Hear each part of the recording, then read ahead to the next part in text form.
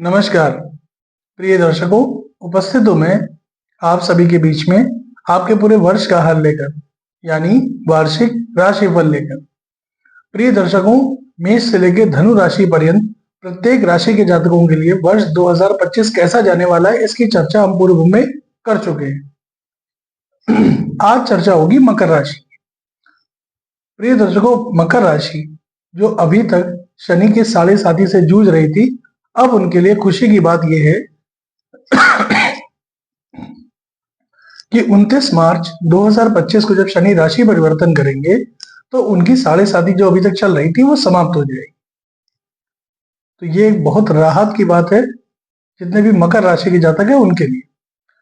पूर्व में आपको बता दूं, प्रारंभ में बता दूं कि राशिफल आपकी चंद्र राशि के आधार पर है, यानी आपकी जन्म कुंडली में चंद्रमा जिस राशि में बैठे हैं उसी के हिसाब से इस राशिफल को देखिए। अगर आप अपनी जन्म राशि अथवा चंद्र राशि के बारे में नहीं जानते, फिर आप अपने प्रचलित नाम, जिस नाम से आप समाज में जाने जाते हैं, उस नाम से इस राशिफल को देखिएगा।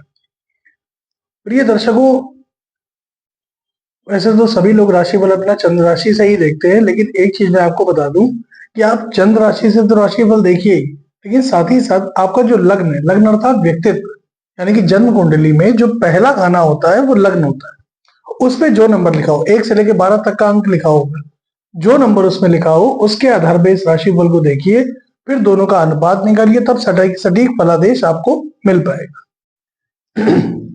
सबसे पहले आपको बताते हैं कि इस वर्ष ज्योतिष के 3 स्तंभ शनि, बृहस्पति और राहु और केतु, इनकी स्थिति कैसी रहने वाली है। देखिए, 29 मार्च तक शनि आपकी राशि से दूसरे घर में यानी कि कुंभ राशि में संचरण करेंगे और उसके पश्चात ये आपकी राशि से तीसरे भाव पराक्रम भाव में गोचर करना प्रारंभ करेंगे। देवगुरु बृहस्पति 14 मई 2025 तक आपकी राशि से, अगर अभी वर्तमान समय की स्थिति को देखें, माफ करें, तो अभी तक पंचम भाव में गोचर कर रहे हैं, 5वें खाने में, और 14 मई के बाद ये षष्ठ भाव 6ठे खाने में प्रवेश कर जाएंगे। फिर 19 अक्टूबर को देवगुरु बृहस्पति अतिचारी अवस्था में आएंगे और वक्री से मार्गी से वक्री होंगे और पुनः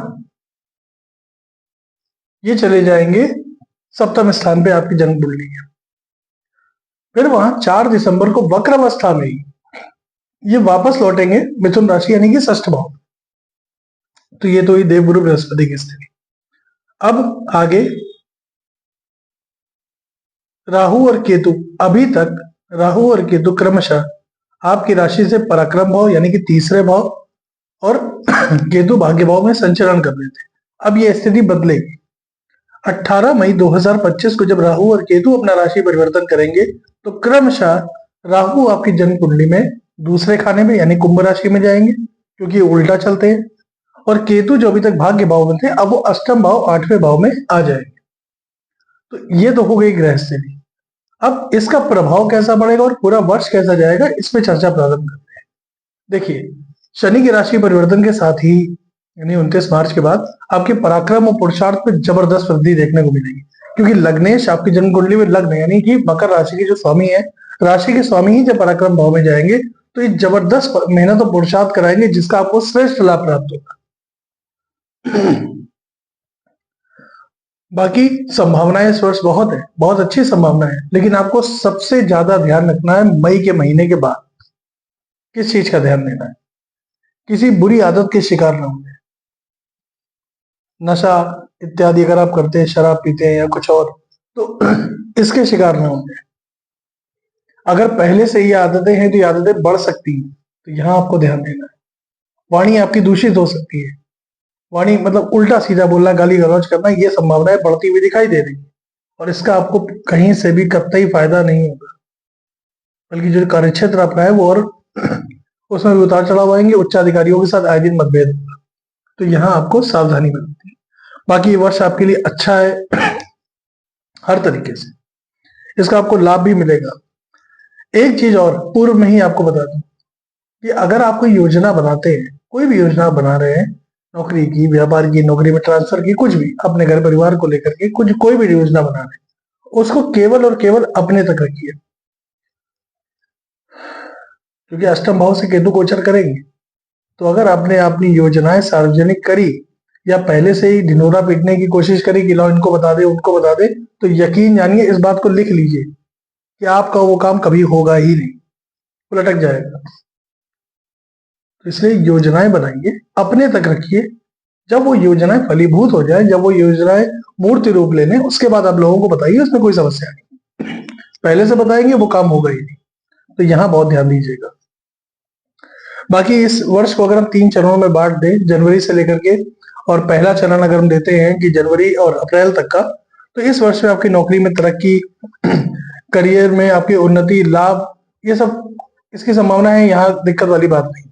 पैसा भी आप कमाएंगे, अच्छा कमाएंगे, कोई बड़ी डील आपकी हो जाएगी तो इसका फायदा मिलेगा। लेकिन अब जब आती है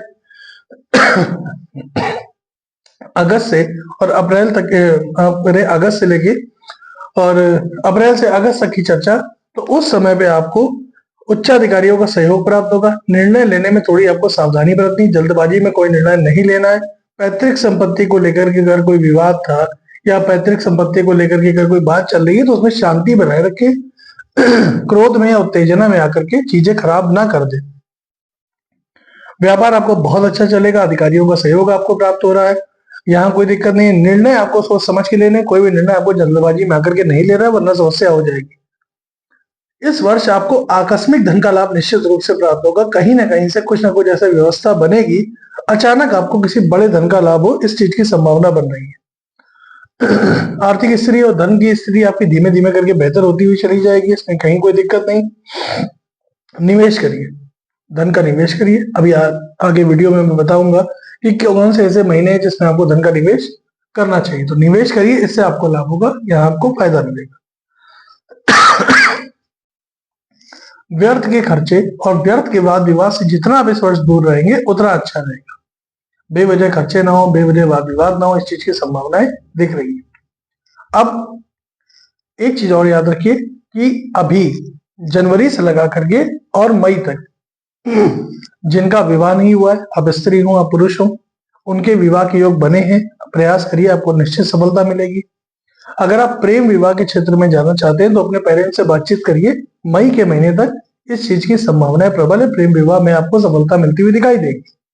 जिन दंपतियों को संतान की प्राप्ति अभी तक नहीं हो पाई है, वो 14 मई तक प्रयास करें। जब तक देवगुरु राशि परिवर्तन नहीं कर रहे, उनको संतान प्राप्ति की संभावनाएं बनेंगी, चीजें उनके पक्ष में आ जाएंगी।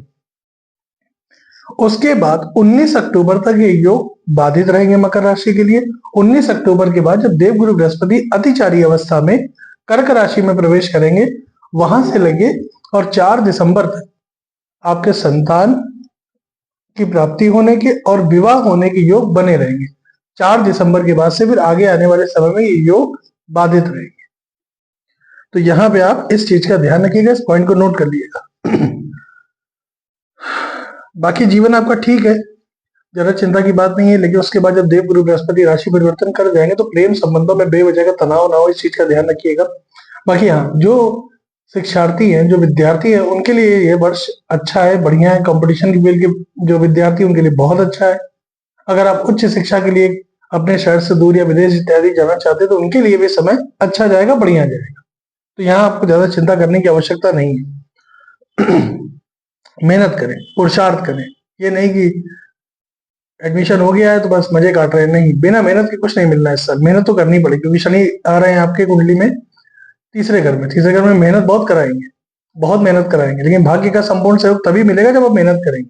तो भाग्य अगर चाहिए तो मेहनत करिए, खूब करिए, इसका फायदा मिलेगा। अब कुछ तिथियां आपको बता रहा हूं, उसको नोट कर लीजिए, कुछ महीने नोट कर लीजिए, जिससे आपके जीवन में चली आ रही समस्याएं समाप्त हो और उन महीनों का लाभ उठाएं। पहला, मार्च का महीना करियर और आर्थिक लाभ के लिए जबरदस्त है, इसका संपूर्ण लाभ उठाइए, व्यर्थ मत जाने दीजिएगा। जितना हो सके मेहनत करिए, पुरुषार्थ करिए ताकि आप आगे बढ़ सके। जून का महीना स्वास्थ्य और पारिवारिक जीवन के लिए बहुत अच्छा है। कहीं घूमने फिरने की योजना बना रहे, बिल्कुल जाइए, घूमिए फिरिए, ये समय आपके लिए लाभप्रद सिद्ध होगा। अक्टूबर का महीना व्यापार के लिए बहुत अच्छा है। कोई डील साइन करनी है, कोई नया अनुबंध करना है, कोई आप मान लीजिए कहीं भी ये चाह रहे हैं कि आप कोई नया व्यापार शुरू करें, तो उसके लिए समय आपका अक्टूबर का महीना बहुत बढ़िया रहेगा। सावधानी कहाँ बरतनी है? सावधानी बरतनी है आपको दिसंबर के महीने में, अगस्त के महीने में। सबसे पहले मई से शुरुआत करें तो स्वास्थ्य की समस्याएं परेशान कर रही हैं, यहाँ आपको ध्यान देना है। उल्टा सीधा खाना या बेवजह पेट में कोई दिक्कत ना हो जाए, इस चीज का ध्यान देना है। अगस्त के महीने में खर्च में आपकी वृद्धि होगी, बेवजह आपके खर्चे बढ़ेंगे, मुसीबत का सामना करना पड़ सकता है। और दिसंबर के महीने में दाम्पत्य जीवन में कोई मनमुटाव ना हो, बेवजह की कोई कला कलेश ना हो, इस चीज का ध्यान रखिए। प्रयास करिए कि चीजों को आसानी से सुलझाइए, शांति से सुलझाइए। जीवन साथी के स्वास्थ्य पे भी प्रतिकूल प्रभाव पड़ता हुआ दिखाई दे रहा है, तो दिसंबर के महीने में थोड़ा सतर्क हो जाइए। बाकी पूरे वर्ष को बेहतर बनाने के लिए पूर्णिमा में, जब पूर्णिमा आती है वर्ष में, तो चंद्रमा की जो रोशनी होती है उसमें 5 मिनट 10 मिनट बैठिए, इससे आपको लाभ होगा। हनुमान जी की आराधना बराबर करते रहिए, हनुमान जी की आराधना आपको बंद नहीं करनी है, लगातार करिएगा। इससे क्या होगा, एक तो रिश्ते आपके बेहतर होंगे, दूसरा चीजें आपके पक्ष में आ जाएंगी। हो सके तो सोमवार के दिन दूध का दान कर देंगे अगर आप, तो ये वर्ष आपके लिए उत्तम बना रहेगा। प्रिय दर्शकों, मकर राशि के सभी जातकों के लिए आने वाला वर्ष शुभ हो, मंगलमय हो, इसी कामना के साथ मुझे अनुमति प्रदान करें। पुनः आपसे मुलाकात हो, तब तक के लिए नमस्कार।